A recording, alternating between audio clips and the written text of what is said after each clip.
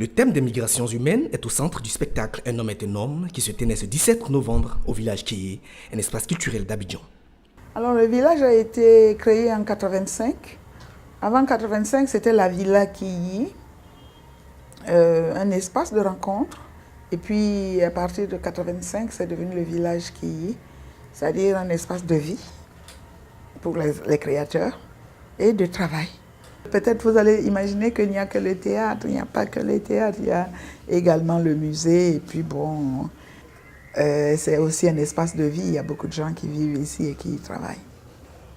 Je ne veux pas mourir sans avoir vu cette terre. C'est bien de voir ce qui se passe ailleurs. Ici, tout est foutu, pourri de l'intérieur. Ici, tu glandes en regardant passer les hammers aux vitres fumées, les 4x4 BMW blindés des nouveaux riches africains, les supermarchés qui poussent comme des champignons dans les mains des patrons sans scrupules, les Chinois taiseux qui n'ouvrent jamais la bouche et déversent avec indifférence leurs produits de plastique, des produits plus fous les uns que les autres, parfois utiles, souvent débiles, des chinoiseries qui nous font croire qu'on participe nous aussi au grand marché global et au pouvoir d'achat tralala.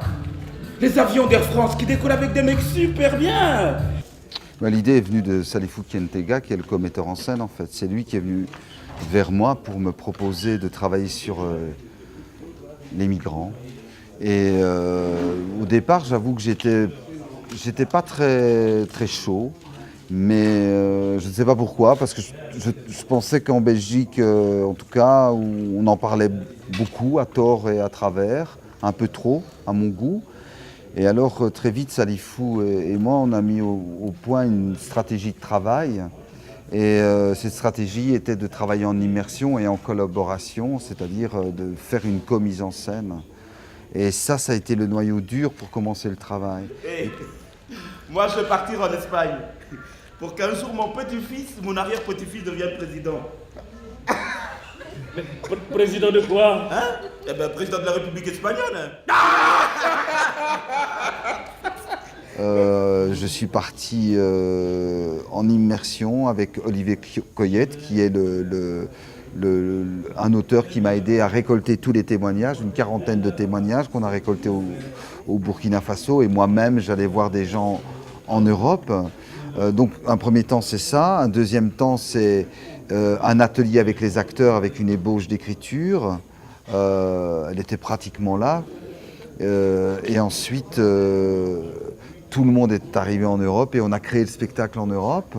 Puis on est parti une première fois en tournée au Burkina Faso, en le testant dans différents systèmes avec le public, parfois sur les marchés, parfois dans un théâtre, parfois dans une université.